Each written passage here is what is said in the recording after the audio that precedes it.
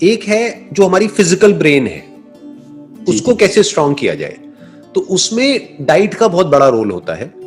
जैसे कुछ तरह के फूड्स हैं, कुछ तरह की चीजें हैं जो अगर आप खाते हो तो वो आपकी ब्रेन के लिए अच्छे होते हैं।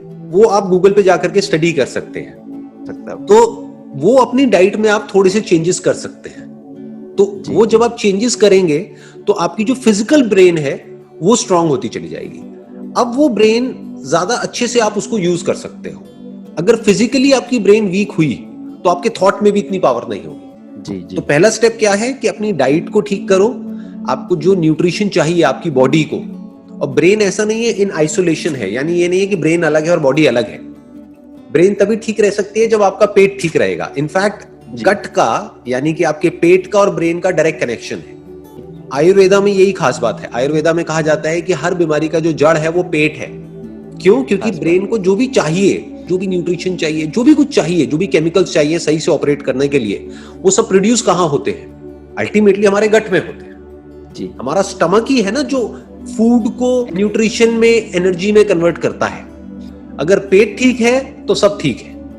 अगर पेट गड़बड़ है तो इसका मतलब ब्रेन में गड़बड़ है, क्योंकि ब्रेन की गड़बड़ को आप डायरेक्टली नहीं पकड़ सकते।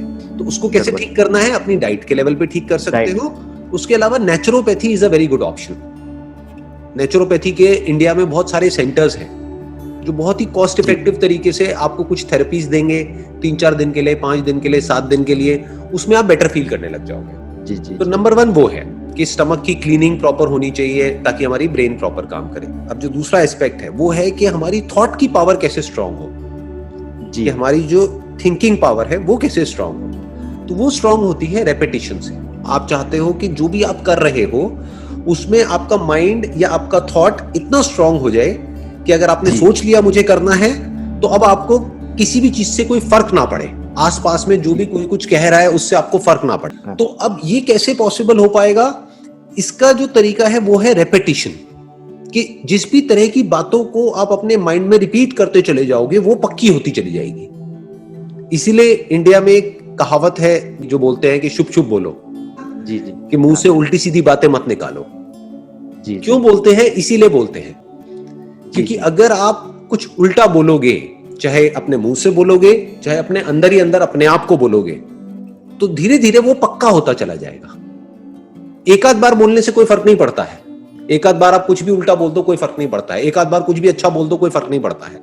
क्योंकि अगर 1-2 बार बोलने से हो जाता तब तो आप सीधा ये बोलो ना कि भाई मैं दुनिया का सबसे अमीर आदमी हो जाऊंगा।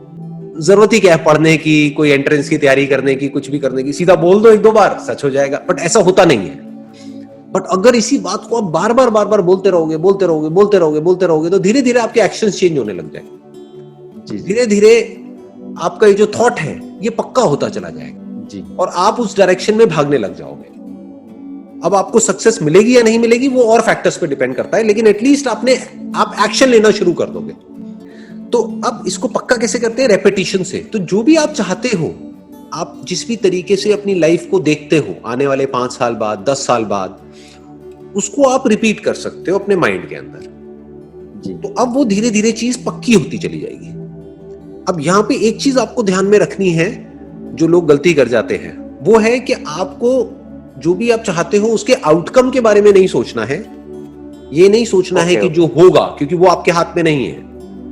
राइट? ये नहीं बैठ करके इमेजिन करना है कि मेरा ये एंट्रेंस है वो क्रैक हो जाएगा। क्योंकि अगर आप इमेजिन करते गए तो उसमें प्रॉब्लम क्या है कि अगर 1% नहीं हुआ आपका तो आप अंदर से पूरी तरह से टूट जाओगे। राइट? जी, टूट जाए। तो अब अगर सोचना है तो क्या सोचना है? बैठ करके अपने किस थॉट को पक्का करना है कि मेरी तैयारी पूरी है। अब होगा नहीं होगा वो मेरे हाथ में नहीं है। तो अपने आप को क्या बोलना है बार बार कि मेरी तैयारी कमाल की चल रही है, मेरी प्रिपरेशन अच्छी हो रही है। इसको तैयारी को करने के लिए जितनी भी बुक्स पढ़नी चाहिए वो सब मैंने पढ़ ली है। जो भी सिलेबस कंप्लीट करना है वो सब मैंने कर लिया है। मेरी तरफ से कोई कसर नहीं है। अब होना ना होना वो तेरे हाथ में है। अब वो तेरे हाथ में कौन? वो भगवान हो सकता है, कोई भी जिसको भी आप मानते हैं। राइट? वो तेरे हाथ में है। तो अब क्या होगा? 1% आपका नहीं भी हुआ तो आप टूटोगे नहीं, क्योंकि आपको क्या हुआ? आपको अपने माइंड को फोकस करना आ गया कि किस तरीके से माइंड को फोकस किया जाता है काम पे। जो भगवत गीता में भी कहा गया है कि भाई कर्म किए जा, फल की इच्छा मत कर।